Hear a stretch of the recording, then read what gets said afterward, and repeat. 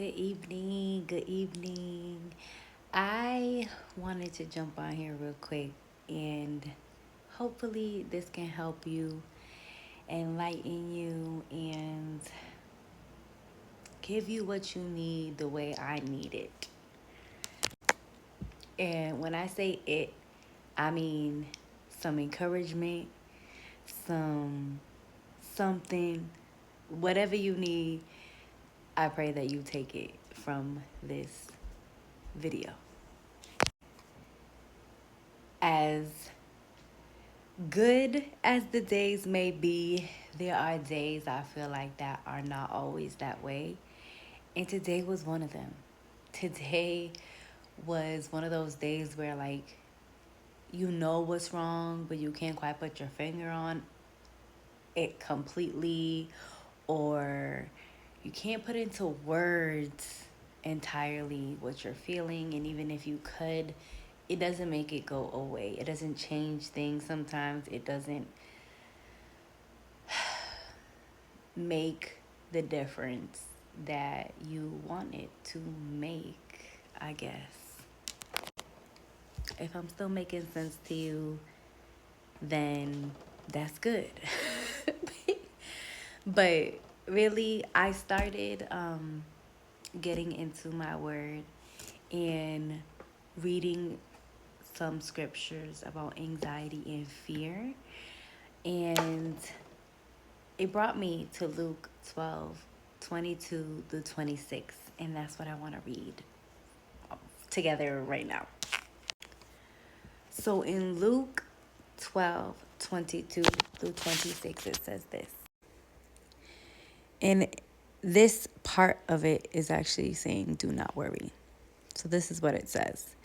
Then he said to his disciples, therefore I say to you, do not worry about your life, what you will eat, nor about the body, what you will put on. Life is more than food, and the body is more than clothing. Consider the ravens, for they neither sow nor reap, which have neither storehouse nor barn, and God feeds them. Of how much more value are you than the birds? And with which of you, by worrying, can add 1 cubit to his stature? If you then are not able to do the least, why are you anxious for the rest? It continues to say, consider the lilies, how they grow. They neither toil nor spin. And yet I say to you, even Solomon, in all his glory, was not arrayed like one of these. If then God so clothes the grass, which today is in the field, and tomorrow is thrown into the oven, how much more will he clothe you, O you of little faith? A part of why this scripture in particular I feel like is so important is because sometimes I worry about things I really cannot control. Like, and even if I could control them, the results or what I'm seeking still may not happen when I want it to happen. And I think it's really important to acknowledge when you are anxious about anything or you have fear, that that feeling is something within you, but that you can combat it, you can overcome it. And the way I do that is with God. Without God, I would be paralyzed by anxiety and fear. I would not be able to get out of bed, literally, if I allowed some of the ways that I think or some of the negativity and some of the, you know, obtrusive thoughts, irrational thoughts to lead me, right? I wouldn't be making the good decisions that I make in any way, shape, or form. And I think that as someone who works hard to unlearn learned trauma behaviors, and also just learn what my triggers are too, and learn what to do when I feel the way that I do, you know? Because if we don't figure that out, we really are run by these things that we have been given as a gift, right? Emotions are a gift. We could have been like robots, right? But God gave us the gift of emotions. And I think that oftentimes for me, if I do not give those emotions to the one who gave them to me, then they are capable of making me do some things, react in ways that I am not proud of, or make, impulsive decisions that I'll live to regret, or I'll live to feel bad about, and sad that I made those decisions when I felt however I was feeling. And so I'm gonna keep going through scriptures daily, and I'm gonna be writing them down to combat this feeling of anxiety and fear, and so many other feelings too, right?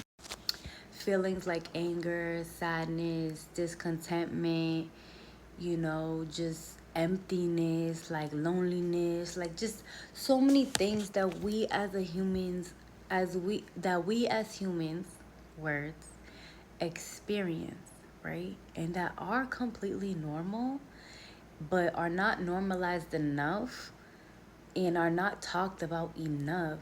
Like, I think it's important to acknowledge it's okay to not always be okay. It's okay to have bad days. Like, I think something that came like to light for me most recently was that I'm not perfect and I'm never gonna be perfect. And I should never strive to try to be perfect, And I'm trying to always figure out where did I learn that needs to be perfect, and I don't want it. Like, I give it back.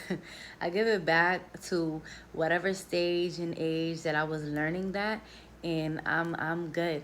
I'm good. I'm gonna always be admitting my faults and my flaws, and I'm gonna continue to be proud of who I am, and also give whatever I need to back to God. I'm gonna continue to do that, because in doing that, I am receiving the strength that I need daily, and the reality of who I am is joy. And so I think that when I'm not feeling joy, I don't understand it. And so I myself am trying to figure out, like, with God and myself, what brings me away from that joy, like what happens in my day to day, or what's happening for me emotionally that takes me away from who I know I am. It says in the word that the joy of the Lord is our strength. And so I believe that the same things that we have been given, fruit, right? Joy is a fruit of the Spirit. And it's also characteristics given to us. Some of us innately, some of us learn it. But I am someone who, like, really, I am someone who's happy. And so when I'm not happy, I'm like, what's wrong with me? Like, so I just feel like, yeah, if you have off days, things will get better. The rough days, the bad days, the rainy days, whatever you call them, they don't last always. And we got to consider, like, what are we going through that's bringing those things on? Because sometimes that's also a reality that we have to face. Life is hard, and all of our lives look different. And so I'm going to keep praying for myself, for my family, for you, like you too, if you feel the way I do. And yeah, nobody may not talk about it with you, but hopefully when you come on here, you can see some real stuff. I appreciate you. I love you if you stayed this long, and I hope you have a good one.